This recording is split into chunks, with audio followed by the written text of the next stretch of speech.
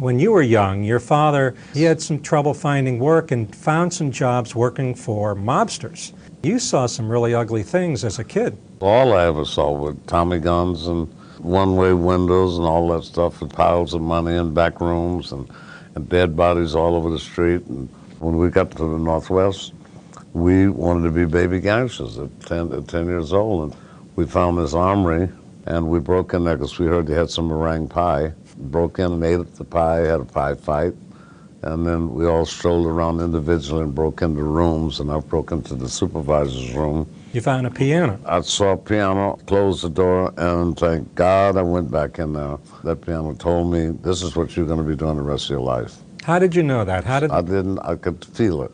Every cell in my body could feel it. So you're telling me that if you didn't like meringue pie and ice cream, you wouldn't be where you are today? We would have been in trouble. We would have been in trouble, that's right.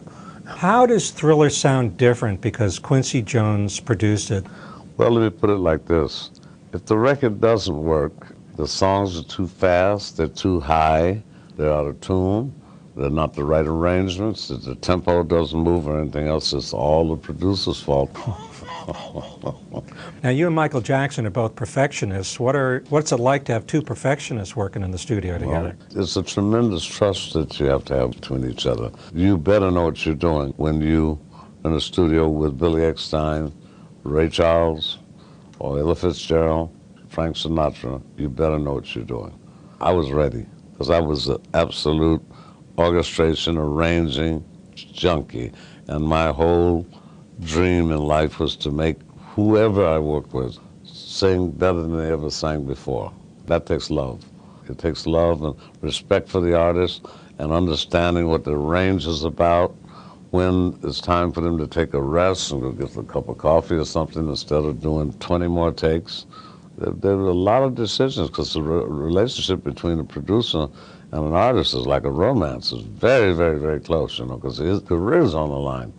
Now, while you were working with Michael Jackson, you nicknamed him Smelly. Because Michael never used profanity. He never said funky. He said smelly jelly. So I'd call him Smelly. Smelly jelly. That meant he really liked it, you know, it was good, you know.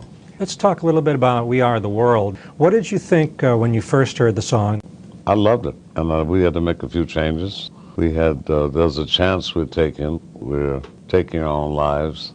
I had to get that out of there. I said, in any context at all, that means a suicide line. And so we had to sit down and make there's a choice we're making. We're saving our own lives. But that's what you do. You know, you keep nurturing it and sculpting it till it gets well. You're known for having an ear for hits. You can hear whether or not a song is going to be a hit. Is that something that you're born with, or can can I do that? Can you teach me how to do that? You're born with it, you know. I can't do that? I don't know. I don't have to check you out. Have to have a vision and then figure out the details of what it takes to get there. I can't drive a car, but I can do that. You can't drive a car? No, not one lick. You wouldn't want me in front behind that wheel. When you were looking for someone to play Sophia, for instance, in Color Purple, and you just happened to be in Chicago watching TV, seeing Oprah doing her local talk show. Right. And you knew immediately that she was your Sophia. Right. How? Why? I don't know. We all have different gifts, you know. That I had the opportunity to work with every major musical artist of the last 55 years of American music, you know, it's astounding. Let's end with that quote that you gave me from Ray Charles about how a man's life will go through hills and valleys, but you don't know who you really are until you survive those valleys. So you have survived many a valley. Yes. Who would you find out that you are after surviving all of that? Well, you find out that you're fearless. You know, you really are, and you have to be. You find a lot of things out about yourself, you know, your demons, your love for humanity.